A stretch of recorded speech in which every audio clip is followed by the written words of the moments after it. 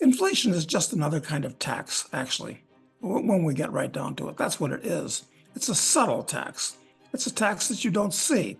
It's a tax that you blame on the person providing the service, the good, rather than the government. Doug, I know in one of your latest pieces, you talked about how inflation actually leads to a more litigious society as well. Tell us about that.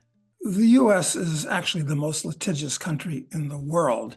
It's because a company may have a hard time meeting its obligations when the currency that its obligations are denominated in turns into a floating abstraction.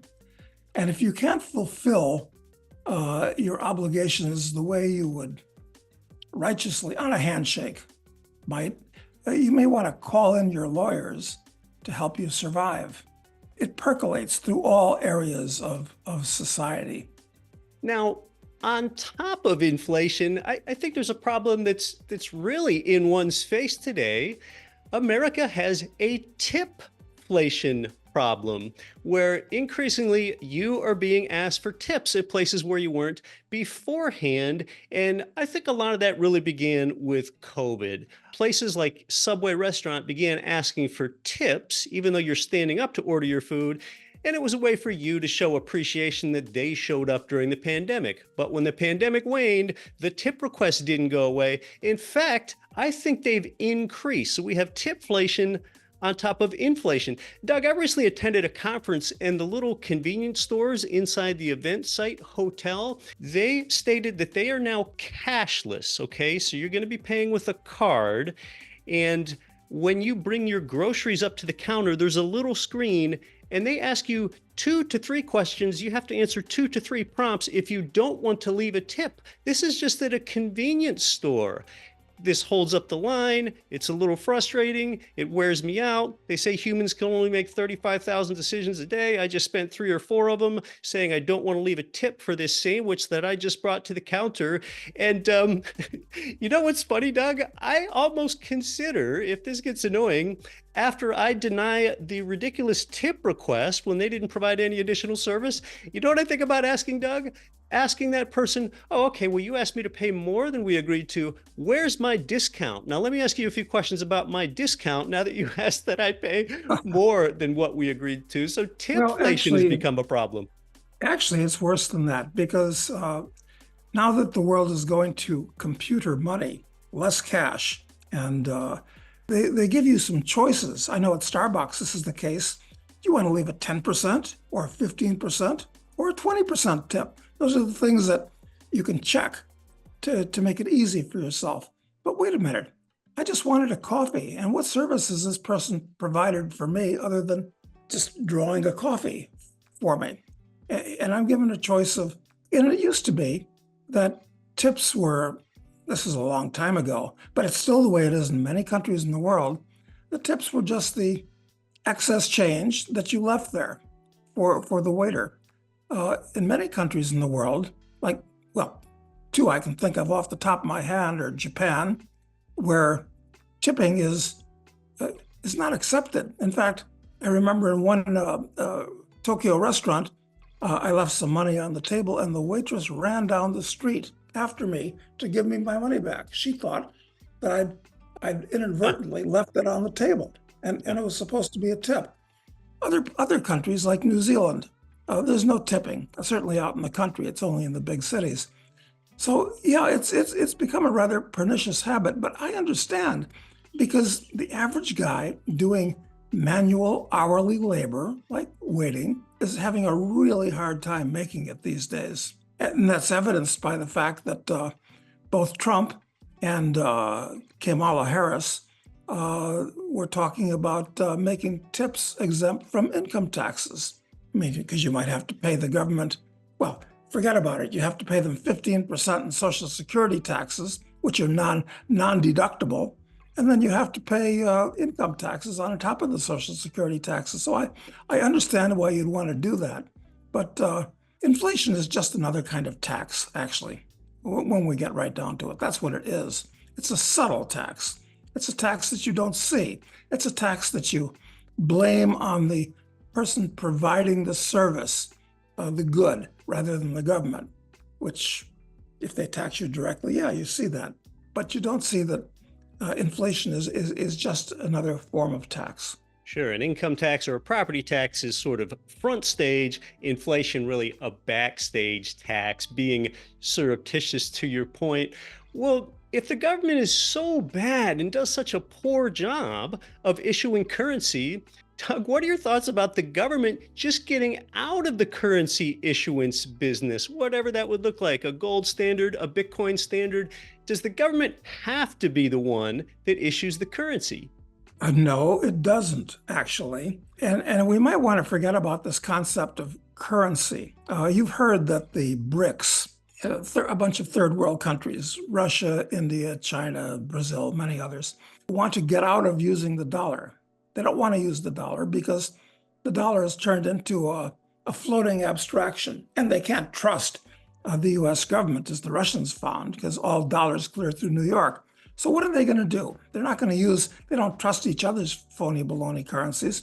I think that those countries are going to go to gold, not a gold currency, gold, which was money since day one of human history, actually. I think that's going to happen in the US. And for many, many years, I've suggested that people do their saving in gold, not in dollars. I've been saving in gold for the last 50 years, starting when gold was in the low 40s. And as you do with savings, you put it aside, you forget about it. The gold that I first saved at $40 an ounce, it's now at 2,700 more or less, has treated me very well. I think that people should be saving with something that's not going to lose value the way the dollar does. Look, the dollar's in a lot of trouble. It could dry up and blow away, quite frankly. It's one reason why you want to own real things, commodities, properties, gold, things of that nature, or stocks if you choose the company well. I've helped people that have been hesitant about putting a little bit of money into gold or Bitcoin with the mindset of don't think about how you are buying gold or Bitcoin. Think of it rather as how you are shifting a portion of your prosperity from dollars, pesos, yen, or euros over into gold or Bitcoin. Really, you're just shifting some of your prosperity there, is the way that I like to think about it. But Doug, as we've been talking about inflation and this theme of government really having intervention and distortions into free markets, including things like inflation, I've got something that I'm thinking about, and you might help shape or change my thinking about this. We generally champion free markets around here. That's typically a good economic system. However, is a free market with some guardrails on it actually helpful, or do you think that the guardrails shouldn't be there? You mentioned Donald Trump a little bit earlier. One thing, for example, that he says he wants to do, Doug, is fire the current FTC chair, Lena Khan. Now, the Federal Trade Commission, what their role has really been in the past few years is they spend a lot of their energy cracking down on fraudsters. But Lena Khan wants to bust up mega corporations. So really what I'm getting at is, can one of the guardrails that's important be that, say, the FTC make sure there isn't like an early 1900s style John D. Rockefeller monopoly? What are your thoughts with the government's role in breaking up monopolies? Is that a valid guardrail on the free market? No, I don't think it is, because most of these monopolies look, you've got two kinds of monopolies. You've got market monopolies and legal monopolies. A market monopoly is one where the company provides the good or service so cheaply at such a high quality that nobody can compete with them. It's not worth it. Well, leave it alone. And if they start pricing their product too high or the quality falls enough, in a free market, competitors will come in. That's one type of monopoly. Nothing wrong with that kind of monopoly. The other kind of monopoly is a legal monopoly, where the government says, you have a franchise to do this. You and only you can do it. Like almost anything today, where you have to get government approval in order to provide the good or service. Like railroads, for instance. You couldn't start a new railroad today if you wanted to. So if it's a legal monopoly, you're fighting the law. If it's a market monopoly, you just have to provide a service or good cheaper or better. So no, I don't think the FCC or the FTC or any of these three-letter agencies serve a useful purpose.